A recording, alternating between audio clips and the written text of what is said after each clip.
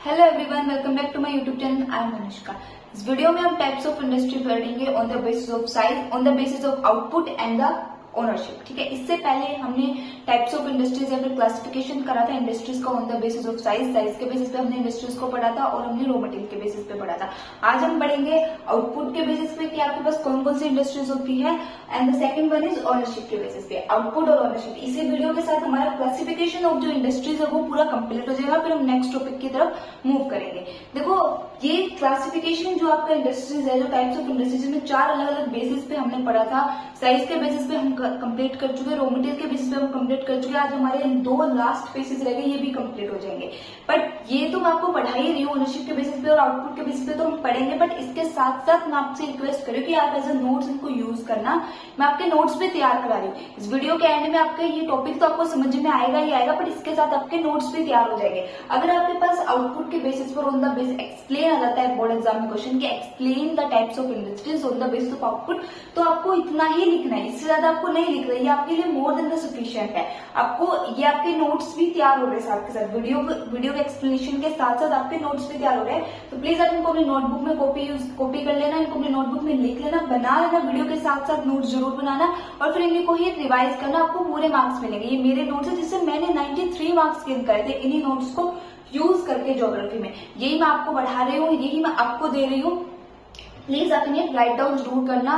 जैसे आप video lecture के साथ साथ ये राइट डाउन जरूर करना, क्योंकि इसके साथ साथ आपके नोट्स भी तैयार हो जाएंगे। ठीक है, तो अब हम स्टार्ट करते हैं। सबसे पहले types of industries on the basis of output. ठीक है, एक बार मैं रिवाइज करा देती हूँ कि साइज के बेसिस पर हमने क्या क्या पढ़ा था। साइज के बेसिस पे हमारे पास 3 इंडस्ट्रीज थी, large scale industries, small scale industries and house hold and cottage industry. फिर हमने रॉ मटेरियल के बेसिस पे पढ़ा, जहां पर हमने देखा कि रॉ मटेरियल को एज अ यूज करना है। इंडस्ट्रीज रॉ मटेरियल को एज अ बेसिक गुड की तरह यूज करके उसको फिनिश गुड में कन्वर्ट करी थी। रॉ मटेरियल, कोई भी रॉ मटेरियल को यूज करा उसको फिनिश गुड में कन्वर्ट करी थी। और रॉ मटेरियल ही अलग अलग तरह के थे, जैसे कि एनिमल का यूज करके, केमिकल का यूज करके, मिनरल का यूज करके, ये सारी इंडस्ट्रीज के लिए रॉ मटेरियल बन रहा था और इन रॉ मटेरियल की हेल्प से वो अपना प्रोडक्ट का प्रोडक्शन कर रहे थे। तो इससे हमने रॉ मटेरियल के बेसिस पर इंडस्ट्री पढ़ ली। अब हम पढ़ेंगे साइज, आउटपुट के बेसिस पर। बार बार साइज आ रहा है दिमाग में, आउटपुट के बेसिस पे इंडस्ट्री पढ़ेंगे। आउटपुट के बेसिस पे हमारे पास 2 तरह की इंडस्ट्रीज है। मैं आपको ये शायद चौथी बार एक्सप्लेन करूंगी। इससे पहले भी हमारे पास जब मैंने क्लासिफिकेशन ऑफ इंडस्ट्री का फ्लो चार्ट कराया था, तब भी मैंने आउटपुट के बेसिस पर आपको दोनों इंडस्ट्रीज में, कंज्यूमर इंडस्ट्रीज में और basic good industries and consumer industries में डिफरेंस बताया था कि क्या। और इससे पहले वाली वीडियो जो हमने पढ़ी थी, जहां पर हमने रॉ मटेरियल के बेसिस पे पढ़ा था इंडस्ट्रीज का, वहां पर भी आपका बेसिक गुड इंडस्ट्री आया था, वहां पर भी बताया था। लेकिन फिर आपको बता रही हूँ, आपको याद ही हो जाएगा। अब तो आप इजिली डिफ्रेंशिएट कर पाओगे दोनों इंडस्ट्रीज के बीच में क्या डिफ्रेंशिएट होता है। देखो, बेसिक गुड इंडस्ट्रीज वो इंडस्ट्रीज होती है जो रॉ मटेरियल प्रोवाइड करती है दूसरी इंडस्ट्रीज को। यानी कि ये इंडस्ट्रीज जो होती है वो रॉ मटेरियल को ही बनाती है दूसरी इंडस्ट्रीज के लिए। जैसे कि जो रॉ मटेरियल बनाते हैं ना, वो इनके लिए एज अ मेन प्रोडक्ट की तरह काम करते हैं, वो इनका मेन प्रोडक्शन रहता है। पर जो दूसरी इंडस्ट्री, जैसे दूसरी इंडस्ट्रीज कहने का मतलब large scale industries, large scale industries के लिए वो उनका मेन प्रोडक्ट नहीं होता। लार्ज स्केल इंडस्ट्रीज इनको यूज करके अपना मेन प्रोडक्शन करती है, जो उन्हें मार्केट में जाके सेल करना होता है। जैसे कि iron and steel. Iron and steel is the best example. अगर किसी को बेसिक गुड इंडस्ट्रीज का एग्जाम्पल लेना तो आयरन एंड स्टील सबसे बेस्ट रहता है। ये इंडस्ट्रीज क्या करेंगी, basic and good industries iron and steel को बना के देगी। आयरन एंड स्टील को बना के देगी किसको, लार्ज स्केल इंडस्ट्रीज को। लार्ज स्केल इंडस्ट्रीज उसी आयरन एंड स्टील का यूज कर क्या करेंगी, उसी आयरन एंड स्टील को यूज करके अपना प्रोडक्शन करेंगे। जैसे कि बेसिक गुड इंडस्ट्री जो है वो आयरन को एक्सट्रैक्ट करेंगी, स्टील को एक्सट्रैक्ट करेगी, कॉपर को, मिनरल को, इन सबको एक्सट्रैक्ट करके इनका प्रोडक्ट इनसे आयरन एंड स्टील बनाएंगी और फिर उनको लार्ज स्केल इंडस्ट्रीज को सेल कर देगी। लार्ज स्केल इंडस्ट्रीज उन्हीं आयरन एंड स्टील का यूज करके क्या बनाएंगी, जो अपने घर में आयरन एंड स्टील के प्रोडक्ट यूज करते हो। जैसे कि स्टील के बर्तन यूज करते हो, स्टील की अलमारियां यूज करते हो, स्टील के जो भी प्रोडक्ट आप अपने घर में यूज करते हो, आयरन से रिलेटेड जो भी प्रोडक्ट अपने घर में यूज करते हो, वो सब कुछ कौन बनाती है, लार्ज स्केल इंडस्ट्रीज। पर उनको देखता कौन है, उनके लिए वो आयरन एंड स्टील उन्हें मिलता कहां से, बेसिक गुड इंडस्ट्रीज से। यानी कि वो, क्योंकि जो आयरन बड़ी एक लार्ज स्केल पे जो आपकी आयरन एंड स्टील इंडस्ट्री होगी, जो आयरन के प्रोडक्ट बनाती है, जैसे कि आयरन स्टील के बर्तन हो गए, स्टील के अलमारी हो गई, स्टील के कोई भी प्रोडक्ट बनाती है, तो उसको स्टील तो चाहिए ना, पहले उसको आयरन तो चाहिए। जब उसको स्टील और आयरन मिलेगा तभी तो वो उससे प्रोडक्ट बना पाएंगे ना। उसको प्रोडक्ट किससे मिलता है, कौन उनको देता है, वो देती है उनको basic good industries. Basic good industries के लिए तो ये उनका मेन प्रोडक्शन होता है, उनका प्रोडक्शन ही इतना होता है कि बस आयरन एंड स्टील को बना दे। और जो लार्ज स्केल इंडस्ट्रीज होती है वो आयरन एंड स्टील को as a raw material use करके अपना मेन प्रोडक्ट जो भी उन्हें प्रोडक्शन करना होता है, आयरन का सामान बनाना होता है, स्टील से रिलेटेड कुछ भी प्रोडक्ट बनाना तो वो बनाती है। ठीक है, तो आई होप आपको बिल्कुल अच्छे से डिफरेंस समझ में आया होगा कि these industries provide the raw material to the other industries. Other industries जो होती है वो as a basic good industries के जो प्रोडक्ट होते हैं उसको रॉ मटेरियल की तरह यूज करती है, अपने प्रोडक्शन के लिए रॉ मटेरियल की तरह यूज करती है। ठीक है, जैसे कि आपका एग्जांपल आ गया iron and steel industries, handloom हो गया, स्पिनिंग मिल हो गया, पावर लूम हो गया, ये सारे आपकी कॉटन से रिलेटेड होते हैं। जो भी आपका कपड़े बनाने वाली होती है, कपड़े बनाने वाली हैंडलूम, धागा चाहिए होगा, कोई धागा बनाएगा, जैसे कपड़े बनाने के लिए आपको धागा तो चाहिए होता है, कोई धागा बना के देगा, उस धागे क्लॉथ इंडस्ट्री क्या करेगी, उस धागे से क्लॉथ बनाएगी। ठीक है, तो ये क्लॉथ किसी इंडस्ट्री ने धागा बनाया तो वो धागा ही उसका मेन प्रोडक्ट हो। जो बेसिक गुड इंडस्ट्री होगी वो धागा बना के देगी, वो धागा उसके लिए उसका मेन प्रोडक्शन होगा। पर उस धागे को खरीदेगी कौन, एक कॉटन, एक क्लॉथ की इंडस्ट्री, एक टेक्सटाइल इंडस्ट्री, जिस उस धागे का इस्तेमाल करके वो क्या बनाएगी, क्लॉथ बनाएगी, वो क्लॉथ उसका मेन प्रोडक्ट हो गया। ठीक है, तो ये डिफरेंस समझना। फिर आता है आपके पास consumer good industries. Consumer good industries वो इंडस्ट्रीज होती है जो डायरेक्टली अपना प्रोडक्शन जो होती है वो कंज्यूमर में सेल करती है। जैसे कि बेसिक गुड इंडस्ट्री जो होती है वो अपना प्रोडक्ट कंज्यूमर को नहीं सेल कर सकती, क्योंकि आयरन एंड स्टील, कच्चे आयरन एंड स्टील तो क्या करोगे आप, आप तो आयरन एंड स्टील के बर्तन यूज करोगे, आप धागे का क्या करोगे, आप तो धागे से बना हुआ कपड़ा पहनोगे ना। तो ये इंडस्ट्रीज क्या करती है, अपना प्रोडक्ट सेल करती है लार्ज स्केल इंडस्ट्रीज को, स्मॉल स्केल इंडस्ट्रीज को। ठीक है, बट जो कंज्यूमर गुड इंडस्ट्री वो डायरेक्टली अपना प्रोडक्ट कंज्यूमर को सेल कर देती है। जो भी वो प्रोडक्शन करती है, जो भी अपना प्रोडक्शन वो इंडस्ट्री में करती है, उसको डायरेक्टली कंज्यूमर को सेल करती है।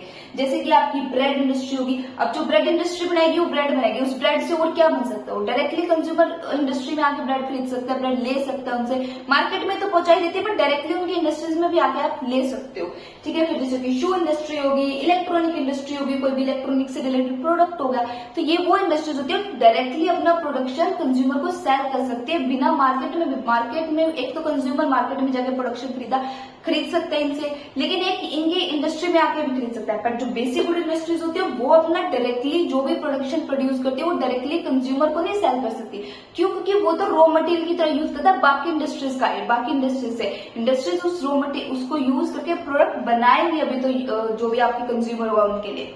ठीक है, तो ये आपके पास आउटपुट के बेसिस पे दो ही इंडस्ट्रीज थी। फिर आपके पास आता है ओनरशिप के बेसिस पे। ओनरशिप के बेसिस पे आपके पास तीन इंडस्ट्रीज होती है, public sector industries, private industries and the joint sector. Public sector industries वो इंडस्ट्रीज होती है जो कि under the government of India आती है, जो गवर्नमेंट की जो इंडिया होती है उसके अंदर आती है। पब्लिक सेक्टर समझ आपको इतना ही नाम से समझ में आ रहा है, यानी कि जो भी इंडस्ट्रीज इंडियन गवर्नमेंट चलाती है, जो इंडियन गवर्नमेंट के अंडर आती है वो इंडस्ट्री सारी पब्लिक सेक्टर इंडस्ट्रीज होती है। These are also known as the public sector undertaking, इसलिए इन्हें पब्लिक सेक्टर अंडरटेकिंग भी बोलते हैं। ये इस टाइप की इंडस्ट्री ज्यादातर आपकी सोशलिस्ट इकोनॉमी में मिलती है। सोशलिस्ट इकोनॉमी कौन सी इकोनॉमी होती है, जहां पर गवर्नमेंट डिसाइड करती है हर चीज को। गवर्नमेंट डिसाइड करेगी इंडस्ट्रीज कितना प्रोडक्शन प्रोड्यूस करेगी, कौन सा प्रोडक्ट प्रोड्यूस करेगी, उनका प्राइस क्या होगा, सब कुछ गवर्नमेंट डिसाइड करेगी। यानी कि वहां पर जो इंडिविजुअल होता है उसके पास कोई पावर नहीं होती, सब कुछ पावर जो होती है वो गवर्नमेंट के पास होती है। गवर्नमेंट ये डिसाइड करेगी कौन सा प्रोडक्शन करना है, कितने अमाउंट में करना है, प्राइस क्या डिसाइड करना है, किसे बेचना है, इतना वो यहाँ तक भी बेचना किसे वो भी गवर्नमेंट डिसाइड करेगी, किस टाइप ऑफ कंज्यूमर को बेचना वो भी गवर्नमेंट डिसाइड करेगी, कितनी डिमांड होनी चाहिए, कितनी सप्लाई होती है वो भी गवर्नमेंट डिसाइड करेगी। तो इस तरह की जो इकोनॉमी में जो इंडस्ट्रीज चलती है उन्हें सोशलिस्ट इकोनॉमी होती है, जो कि पूरी तरीके से गवर्नमेंट के अंडर होती है। फिर आता है private sector. Private sector industries वो इंडस्ट्रीज होती है जो एक ग्रुप ऑफ पीपल या तो ग्रुप ऑफ पीपल मिलके चलाते हैं या फिर कोई भी सिंगल पर्सन जैसे उसका हेड होता है। जैसे कि आपकी अमूल की इंडस्ट्रीज होगी, आपकी टाटा की इंडस्ट्रीज होगी, ये एक सिंगल पर्सन इनका हेड होता है। कई ग्रुप ऑफ इंडस्ट्रीज, कई ग्रुप ऑफ पीपल मिलके भी चलाते हैं, कोलैबोरेशन कर लेते हैं, तो वो सारी आपकी प्राइवेट इंडस्ट्रीज रहती है। इस तरह की इंडस्ट्री ज्यादातर आपको कैपिटलिस्ट इकोनॉमी में मिलेगी। कैपिटलिस्ट इकोनॉमी वो इकोनॉमी होती है जहां पर प्राइवेटाइजेशन होता है, यानी कि हर काम जो होता है वो मैक्सिमम प्रॉफिट के लेकर जाता है। जो पब्लिक सेक्टर रहता है, ज्यादातर जो पब्लिक सेक्टर इंडस्ट्रीज होती है उनका मेन एम रहता है कि जनता को कैसे खुश रख सके, जनता के लिए क्या कर सके। पर जो भी कैपिटलिस्ट इकोनॉमी में रहता होगा ना, उसका मेन अर्न या फिर मेन जो एम रहता होगा ना, मेन एम रहता होगा कि वो मैक्सिमम प्रॉफिट कैसे अर्न करे, ऐसा कौन सा प्रोडक्ट प्रोड्यूस करे जिससे उसको मैक्सिमम पैसा मिल सके, जितना उसको उतना हाई प्राइस रख सकते हैं प्रोडक्ट के, जितनी हो उसको उतना हाई प्राइस कर सकते हैं। इससे क्या रहेगा, कैपिटलिस्ट इकोनॉमी का ये ड्रॉबैक रहता है कि एक समाज में हर तरह के लोग होते हैं, अमीर भी होते हैं, गरीब भी होते हैं, मिडिल भी होते हैं, समाज में हर तरह की सोसाइटी होती है, कुछ हायर सोसाइटी भी होती है, कुछ लोअर सोसाइटी भी होती है, कुछ मिडिल सोसाइटी भी होती है। तो कुछ उन प्रोडक्ट को अफोर्ड कर पाते हैं, कुछ नहीं भी कर पाते। पर पब्लिक सेक्टर में ये ध्यान रखा जाता है कि प्रोडक्ट का प्राइस इतना रख सके कि सब उसको खरीद सके, एक लो फैमिली में रहने वाला पर्सन भी उसको खरीद सके, लो लेवल पे जो रहता है वो भी खरीद सके, और जो हाई इनकम अर्न करता है, जो अमीर है वो भी खरीद सके, यानी कि अमीर और गरीब के बीच में बैलेंस बना के चल के रखते हैं पब्लिक सेक्टर में। पर जो कैपिटलिस्ट इकोनॉमी होती है वहां क्या रहता है कि ऐसे प्रोडक्ट बनाए जाएंगे जिनका प्राइस जनरली हाई रहेगा, प्रोडक्ट के प्राइसेस भी हाई रखे जाएंगे, और प्रोडक्ट भी ऐसे बनाए जाएंगे जो अमीर लोग ही खरीद सके, क्यों, इससे मैक्सिमम प्रॉफिट अर्न होगा। जितना ज्यादा आप हाई प्राइस रखोगे उतना ज्यादा आपको मनी मिलेगी, और जितने अमीर लोग आपके प्रोडक्ट खरीदेंगे उतनी आपको मनी मिलेगी। तो इसलिए ज्यादा कैपिटलिस्ट इकोनॉमी जो होती है वो प्राइवेटाइजेशन, जहां पर बस एम एक ही रहता है इंडस्ट्रियल का, जो भी इंडस्ट्री लगाता है, जो भी कंपनी में काम करता है, कैसे न कैसे करके मैक्सिमम प्रॉफिट यानी कि मैक्सिमम ज्यादा से ज्यादा पैसा कमा सके। ठीक है, जैसे कि आपकी एग्जांपल होगी अलायंस होगी, टाटा होगी, अमूल होगी, सारी प्राइवेट इंडस्ट्रीज आपको सबको पता है। फिर आता है जॉइंट सेक्टर। जॉइंट सेक्टर वो इंडस्ट्रीज होती है जो पब्लिक और प्राइवेट दोनों कोलैबोरेशन करके चलाती है, यानी कि आधा हिस्सा आपका पब्लिक सेक्टर यानी कि गवर्नमेंट के पास रहता है, और आधा आपका प्राइवेट सेक्टर या फिर किसी भी प्राइवेट कंपनी के पास है, दोनों मिलकर चलाते हैं। यहाँ पर बैलेंस बन के रहता है, यहाँ पर प्रोडक्ट के प्राइस जो होते हैं वो बिल्कुल कोलैबोरेशन यानी कि कॉर्पोरेशन से डिसाइड करे जाते हैं कि कितना रखना है प्रोडक्ट का प्राइस, कितना प्रोडक्शन करना है, कौन से कंज्यूमर को ज्यादा सेल करना है, सब कुछ होता है वो कोलैबोरेशन से डिसाइड होता है, किसके बीच में, पब्लिक और प्राइवेट के बीच के अंदर। ठीक है, पब्लिक एंड प्राइवेट दोनों के अंदर आती है, एज वेल लिखा हुआ। This type of industries are found in the mixed economy. Okay, this type of, ये इस तरह की इंडस्ट्री ज्यादातर आपकी मिक्स्ड इकोनॉमी में होती है। मिक्स्ड इकोनॉमी वो इकोनॉमी होती है जहां पर 50-50 रहता है, आधा काम गवर्नमेंट चलाती है, आधा काम प्राइवेट सेक्टर चलाता है। तो मिक्स्ड इकोनॉमी होती है, पब्लिक और प्राइवेट का जो मिक्स रहता है उसको मिक्स्ड इकोनॉमी बोल देते हैं। ठीक है, both public and the private sector take care of it, कि दोनों ही पब्लिक और प्राइवेट दोनों ही टेक केयर इसका करेंगे। जैसे कि आपकी ऑयल इंडिया लिमिटेड जो कंपनी है ना, ऑयल इंडिया लिमिटेड जो है वो आपकी पब्लिक और प्राइवेट दोनों के अंदर आती है। मारुति सुजुकी देख लो, सुजुकी एक प्राइवेट कंपनी है, मारुति सुजुकी एक जापान की प्राइवेट कंपनी, आपको नाम से सुन होगा सुजुकी, जापान में आपने जरूर सुना होगा, सुजुका मत समझ लेना, सुजुकी लिखा होगा, कभी सुजुका समझ लो। ठीक है, तो यहाँ पर क्या रहता है, ये प्राइवेट है, और मारुति इंडिया की कंपनी है, इंडिया की एक पब्लिक कंपनी है, तो दोनों का कोलैबोरेशन है, मारुति सुजुकी है, लेकिन जापान और इंडिया का मिलकर कोलैबोरेशन है इस कंपनी के अंदर, जो मारुति सुजुकी आपकी गाड़ियां बनती है उसमें।